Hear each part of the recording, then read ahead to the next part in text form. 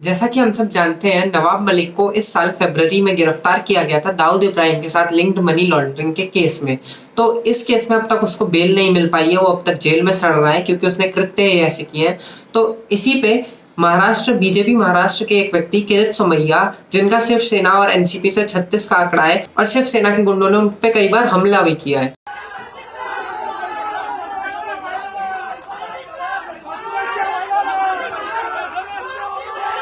तो यही किरीट सोमैया 3 दिन पहले निकल के आया और उन्होंने उद्धव ठाकरे, जो महाराष्ट्र के चीफ मिनिस्टर हैं, उनसे एक प्रश्न किया जो कि मुझे बहुत सटीक लगा और एक्चुअल में इस प्रश्न को करने की आवश्यकता थी। उनका क्या प्रश्न था कि जब आपको ये पता चल चुका था और कोर्ट भी ये मान चुका था कि नवाब मलिक दाऊद इब्राहिम के साथ लिंक्ड मनी लॉन्ड्रिंग केस में लिप्त है, उसके साथ गलत गतिविधियों में लिप्त है, उसके बाद कोर्ट में इसको सजा भी हुई है, अभी तक जेल में है, उसके बाद भी अभी तक आपने इसको अपने कैबिनेट में क्यों बैठा के रखा है, इसको पार्टी से बाहर क्यों नहीं निकाल फेंका। और किरीट सोमैया ने यह भी कहा कि ऐसा हो ही नहीं सकता कि महाराष्ट्र में बैठे उद्धव ठाकरे जी को यह पता ना हो कि उनका मिनिस्टर, उनकी पार्टी में बैठा मिनिस्टर किस तरीके की गतिविधियों में लिप्त है और आखिर कहां से उस मिनिस्टर के पास इतना पैसा आ रहा है कि वो 100 करोड़ की प्रॉपर्टी खरीद रहा है।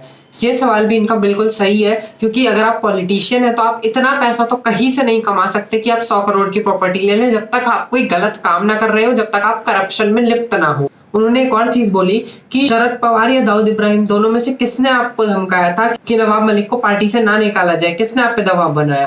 तो एक्चुअल में हम सब जानते हैं किस तरीके के शरद पवार के कनेक्शन है अंडरवर्ल्ड के साथ, किस तरीके से उद्धव ठाकरे के कनेक्शन है अंडरवर्ल्ड के साथ, किस तरीके से इस नवाब मलिक के कनेक्शन है अंडरवर्ल्ड के साथ, और ये लोग मिल के सब कुछ मिल बांट के खाते हैं और देश के साथ गद्दारी करते हैं। जो कसम खाते हैं कि जनता की सेवा करेंगे, जो कसम खाते हैं कि देश का विकास करेंगे, वो सब इस चीज में जा रहा है। एक्चुअल में जो हमारे टैक्स पेयर्स का पैसा है, जो इंसान मेहनत करके कमा के अपने देश की प्रगति के लिए टैक्स भरता है, उसका पैसा मिनिस्टर्स खा जाते हैं। और अगर ऐसा ही चलता रहा तो हमारा भारत देश कभी भी संपन्न राष्ट्रों में नहीं गिना जाएगा। हमारा भारत देश हमेशा इन करप्ट नेताओं की वजह से नीचे गिरता रहेगा, उसका पतन होता रहेगा। एक्चुअल में इन सारे मिनिस्टर्स को, जिनका भी करप्शन का रिकॉर्ड है, इनको निकाल फेंकना चाहिए कैबिनेट से, इनको निकाल फेंकना चाहिए पार्टी से और इनको जेल में ही रहना चाहिए, जैसे नवाब मलिक अभी रह रहा है। और मैं उम्मीद करता हूँ कि इस वीडियो के बाद आप लोग भी ट्विटर पे उद्धव ठाकरे जी को टैग करके ये बोलेंगे कि अब तक आपने नवाब मलिक से इस्तीफा क्यों नहीं मांगा, क्योंकि इसकी अब आवश्यकता है। इस वीडियो में इतना ही है। मुझे उम्मीद है कि आप लोगों को वीडियो इन्फॉर्मेटिव लगी होगी। अगर लगी है तो इस वीडियो को लाइक कर दीजिए, चैनल को सब्सक्राइब कर दीजिए।